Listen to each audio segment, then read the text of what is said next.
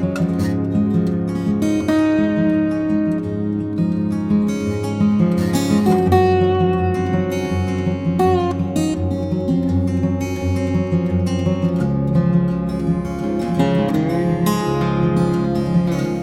வணக்கங்க. இன்னைக்கு நம்ம ஈரோடு அம்மாச்சி சமையல் கிச்சன்ல என்ன பண்ண போறோம் அப்படின்னு பாத்தீங்கன்னா, இன்னைக்கு ஒரு சூப்பரான லஞ்ச் பாக்ஸ் ரெசிபி தான் பார்க்க போறோம். அந்த லஞ்ச் பாக்ஸ் ரெசிபி என்ன அப்படின்னா, நம்ம வீட்ல சாதாரணமா இட்லி எல்லாம் செஞ்சு வச்சிருப்போம், பொடியும் இருக்கும். அதை வச்சுட்டு நமக்கு வந்து பசங்களுக்கு பிடிச்ச மாதிரி லஞ்ச் பாக்ஸ்க்கு எடுத்துட்டு போனா அதை சாப்பிடும் போது நல்லா சாஃப்டா இருக்கிற மாதிரி, அது வந்து நல்லா பசங்களுக்கு பிடிச்ச மாதிரி சுவையா எப்படி செய்யலான்றதை பார்க்கலாம். அதுக்கு முன்னாடி நம்மளுடைய சேனல்ல நான் வந்து 12 வகையான பொடி வகைகளும் இன்ஸ்டன்ட் மாவு வகைகளும் சேல் பண்ணிட்டு இருக்கேன்.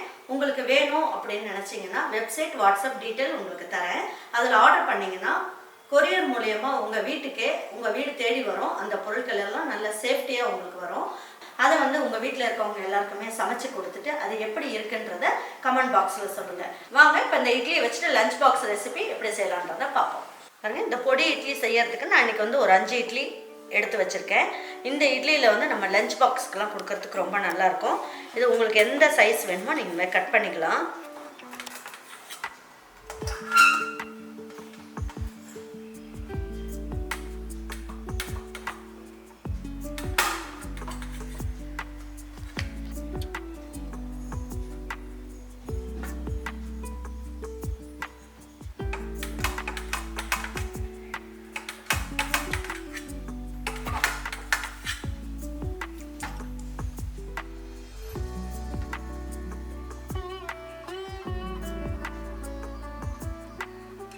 இன்னைக்கு 5 இட்லி நான் எடுத்திருக்கேன். இதை வச்சுட்டு நல்ல ஒரு சூப்பரான லஞ்ச் பாக்ஸ் ரெசிபியை ஒரு பொடி இட்லி செஞ்சிடலாம். 2 டேபிள் ஸ்பூன் அளவுக்கு எண்ணெய் ஊற்றிக்கலாம். ஒரு 1/2 ஸ்பூன் அளவுக்கு கடுகு போட்டுக்கலாம்.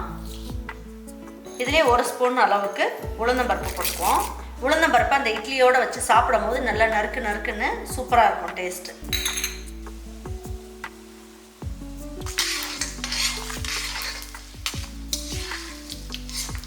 இந்த அளவுக்கு நல்லா பொரிஞ்சிருச்சு. இப்போ என்ன பண்ணலாம், ஒரு இனுக்கு கருவேப்பிலை போட்டுக்கலாம்.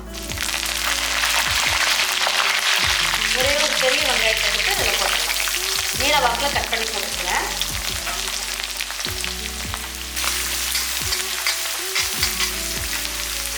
அதாவது வெங்காயம் தக்காளிக்கு தேவையான அளவுக்கு உப்பை மட்டும் சேர்த்துக்கலாம். இதில் நம்ம பொடி செஞ்சுருக்கிறதா அந்த பொடியிலையும் உப்பு இருக்குது. அதுக்கப்புறம் பார்த்திங்கன்னா இட்லிலையும் உப்பு இருக்குது. அதனால் இந்த வெங்காயம் தக்காளிக்கு தகுந்த அளவுக்கு மட்டும் உப்பு போட்டுக்கலாம்.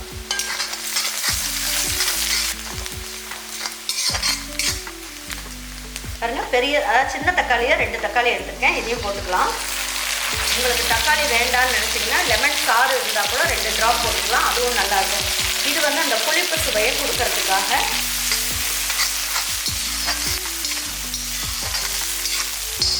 பாருங்க, இதில் வந்து நான் என்ன பண்ணுங்க, சின்ன ஸ்பூனில் 1 ஸ்பூன் அளவுக்கு இஞ்சி பூண்டு பேஸ்ட் வச்சுருக்கேன். இதையும் போட்டுக்கலாம்.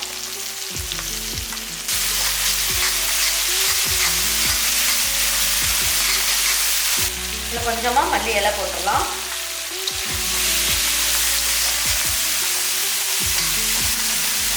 பாருங்க, எண்ணெயெல்லாம் நல்லா பிரிஞ்சு வர ஆரம்பிச்சிருச்சு. இந்த ஸ்டேஜில் நம்ம என்ன பண்ணலாம், கட் பண்ணி எடுத்து வச்சுருக்க இட்லியெல்லாம் எடுத்து இதில் போட்டுடலாம்.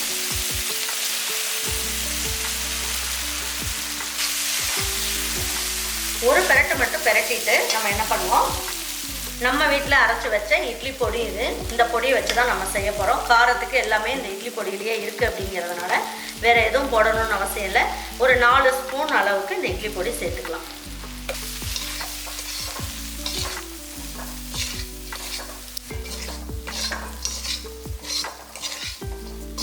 உங்களுக்கு காரம் வேணும் அப்படின்னா இன்னும் 1 ஸ்பூன் கூட எக்ஸ்ட்ரா போட்டுக்கலாம். நான் 4 ஸ்பூன் அளவுக்கு போட்டிருக்கேன். இதிலேருந்து ஒரு இட்லி எடுத்து சாப்பிட்டு பாருங்கள், உங்களுக்கு காரம் பத்துதா அப்படின்ட்டு. பத்தலைன்னா 1 ஸ்பூன் அளவுக்கு இட்லி பொடியை நீங்கள் கூட சேர்த்துக்கலாம். பாருங்கள், சூப்பரான லஞ்ச் பாக்ஸ் இப்போ ரெடி ஆகிடுச்சு. கொஞ்சமாக மல்லி இலையை தூவி விட்டு எடுத்து வச்சு பரிமாறிக்கலாம். தக்காளி பொடி இட்லி ஜம்முன்னு ரெடி பண்ணியாச்சு.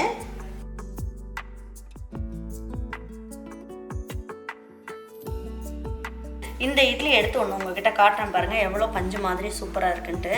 பாருங்கள், நல்லா சாஃப்டாகவும் உள்ளே இறங்கியிருக்கு பாருங்கள். எல்லாமே நல்லா உள்ளே இறங்கி ரொம்ப நல்லா இருக்குது. பசங்களுக்கு ஒரு ஃபோர்க் ஒன்று கொடுத்துட்டிங்கன்னா போதும், அப்படியே குத்தி குத்தி சாப்பிடுவாங்க. நல்லா உள்ளுக்குள்ளெல்லாம் எண்ணெயெல்லாம் நல்லா உறிஞ்சிட்டு ரொம்ப நல்லா இருக்குது.